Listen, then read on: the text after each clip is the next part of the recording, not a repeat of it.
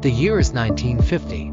World War II is over, and the United States is entering a time of incredible optimism. Soldiers have returned home, families are reuniting.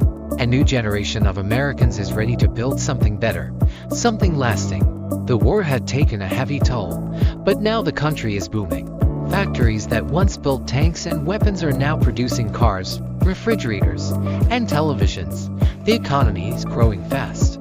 People feel hopeful, and for many, the future seems bright and full of promise. The phrase "the American dream" is more than just an idea, it's becoming real. People dream of owning a home, raising children, and living a peaceful, stable life. And with the help of government programs like the G Bill, millions of veterans are able to buy homes and attend college. Suburbs are growing at record speed. Across the country, entire neighborhoods are built almost overnight. Rows of identical houses with white picket fences and freshly planted lawns stretch for miles.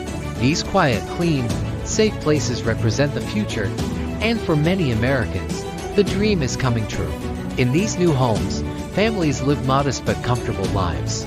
Most houses have one bathroom, one telephone, and one television. One car sits in the driveway, but that was enough. There was no rush to have more, there was pride in having just enough. This was a time when families stayed together, neighbors knew each other by name, and stability was the goal. There was a shared sense of order, routine, and community. Life was structured, predictable, and for many deeply satisfying. But this dream wasn't available to everyone. As we'll see in later scenes, many people were left out, limited by race, gender, and class. Still, in 1950, the dominant image of American life was this: the small house, a growing family, and a future that felt secure. The country was building not just roads and homes, it was building a new identity, one built on optimism, pride, and belief in progress. This was the starting line for the America we know today. In 1950, family was the center of life.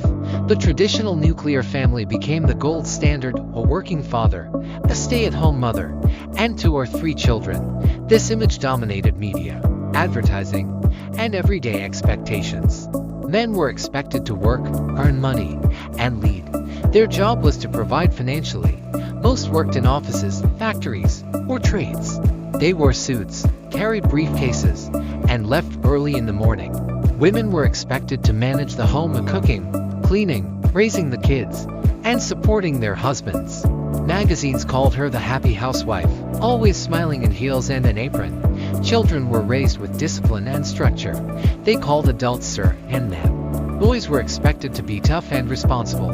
Girls were told to be sweet and polite. Divorce was rare and highly stigmatized.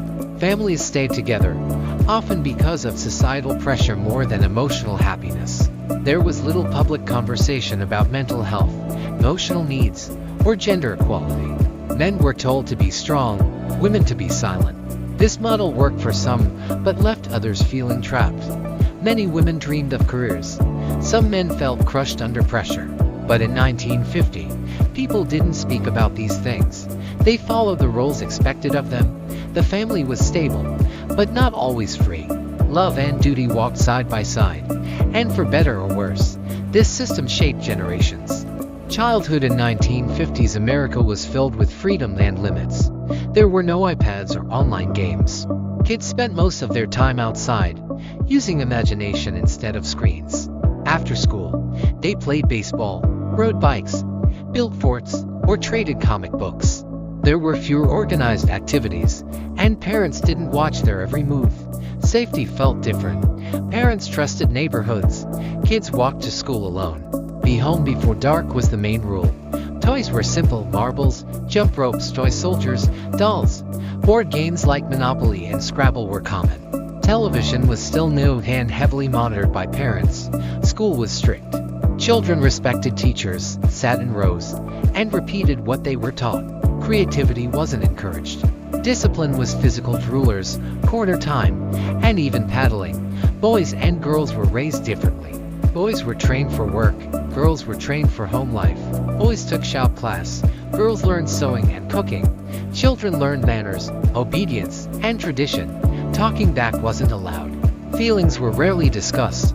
Still, many kids look back fondly on this era of a time when fun was simple, and friendships were made on front porches, not screens. It was a childhood of fresh air, scraped knees, and routine. The American economy in 1950 was booming. The war had ended, but the factories kept running, now producing consumer goods instead of weapons. Most men had jobs that supported entire families. One salary was enough for a house, car, groceries, and school clothes.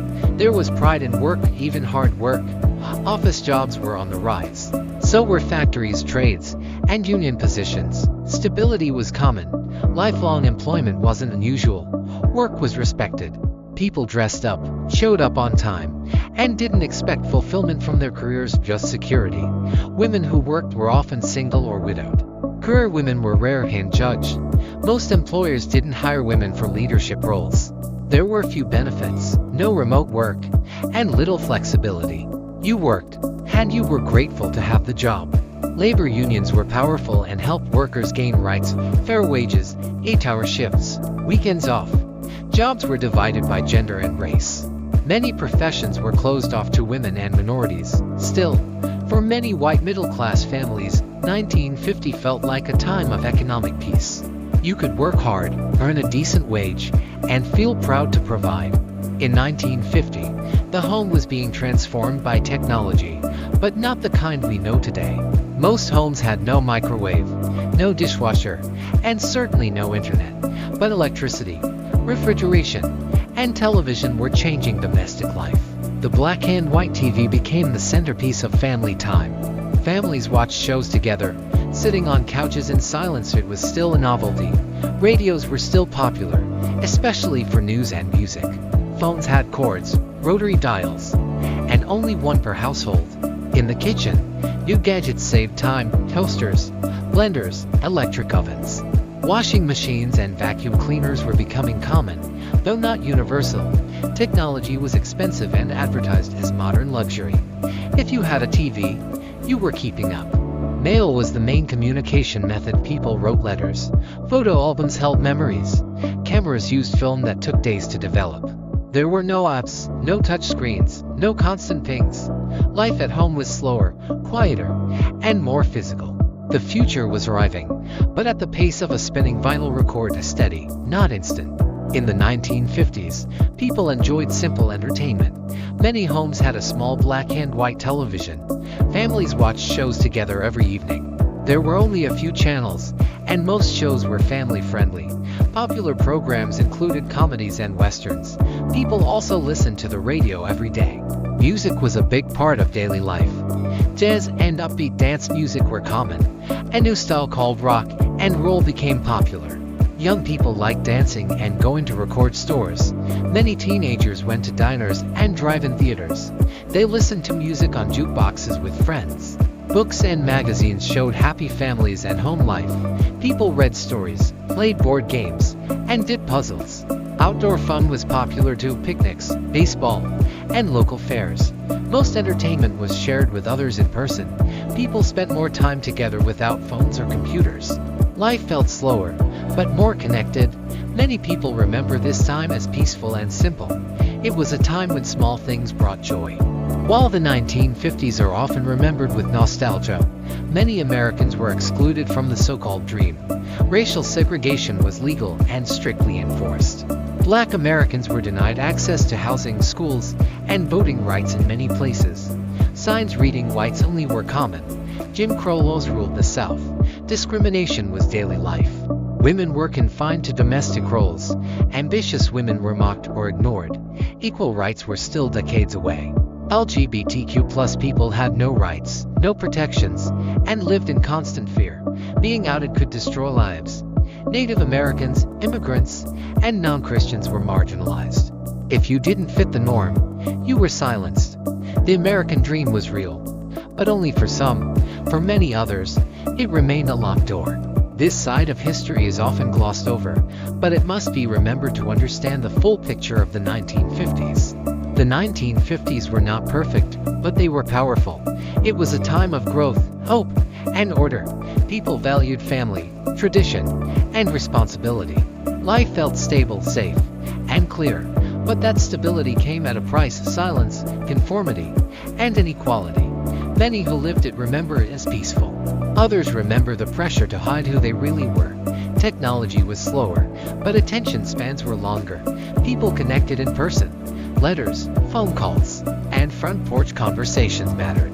Today's world is more open, diverse, and fast. But something about the 1950s still captures the imagination: the balance, the simplicity, the hope. Was it better, or just different? That's for each of us to decide. But one thing's certain: it was a turning point, a time that shaped everything that followed.